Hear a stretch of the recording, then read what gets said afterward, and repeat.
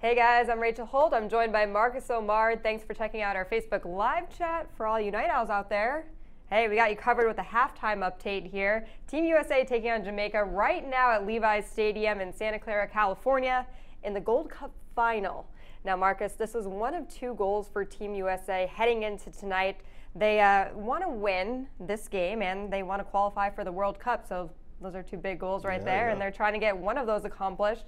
Meanwhile, Jamaica is looking for its first ever title. Now, they were in this last year, so they have experience with this, but who do you give the upper hand to just based on that and heading into tonight?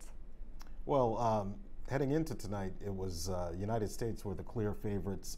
In the first half, it was really very tight, very tense, and I don't know, the goalkeeper injury, the injury to Andre Blake, the goalkeeper, really broke the game up into two, but it was two halves of very tight and tense and let's call it pedestrian soccer. There wasn't much to shout about until the stroke of halftime. JOZY ALTIDORE buries the free kick, and it was a great goal. It was his 39th career goal, one of his best. Okay, so let's talk about some of those pivotal moments. You mentioned one of them in the 18th minute. JOZY ALTIDORE actually had a huge shot on goal, and in the sequence that followed is when Jamaican team captain and goalie Andre Blake was injured. And it was a hand injury. He had to be taken out of the game, and he has not returned since. So my first question to you is, what does his absence do to Jamaica? It's a blow to Jamaica. He's their captain, and he was their best player throughout the tournament. If they do a all-tournament team, he'll be on it. This Andre Blake was is the best goalkeeper in Major League Soccer. He was an all-star goalkeeper of the year last year, and he's just growing and growing this year, and so the world started to see during this Gold Cup just how good he is. European scouts are watching him.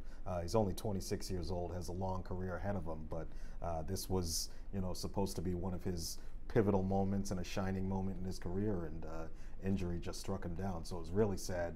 He was crying. Some of his teammates that play for the United States, but their teammates with Philadelphia and MLS, they were applauding, and fans were crying. I got a little choked up. It was really emotional moment in the final.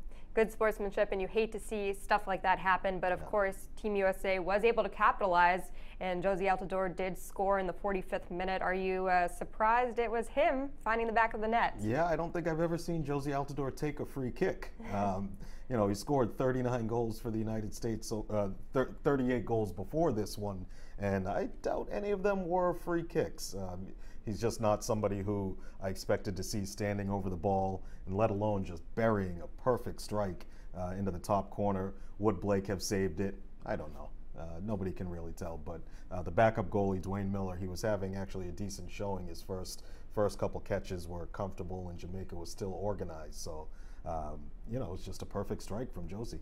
Okay, 1-0, Team USA. What do they need to do in this second half to maintain the lead and get the victory? Definitely increase the tempo of their passing. Jamaica was quite comfortable containing the United States. They have their game plan of sitting deep in two banks of four and trying to force the United States wide. So U.S. needs to increase the tempo of their passing and maybe the intensity of their pressure too. Jamaica was they were threatening down the wings, especially Darren Maddox. He's their speedy striker. So it's really just the passing tempo, the defensive pressure, and really not make any bonehead errors. Kellyn Acosta is sitting on a yellow card. I can't quite get a grip of what the referee's doing out there. I thought he was letting some play just go. There were a couple hard tackles early on, but then two players, Maddox and Acosta, were shown yellow cards. So we're not really sure what the referee's going to do in the second half, if he wants to make himself part of the show or make himself even a star of the show. But really, USA just needs to keep their head, keep the pressure, and do what they're doing. But it's going to be tight. Okay, well, we'll find out what the refs are doing in that second half, and of course, Team USA and Jamaica. You can follow along if you're watching in real time. Make sure you head over to NESN.com. Marcus over here is maintaining a live blog. He has analysis, he has scores update, he has everything. So make sure you check that out, and of course, keep it on NESN.com for all of your soccer news.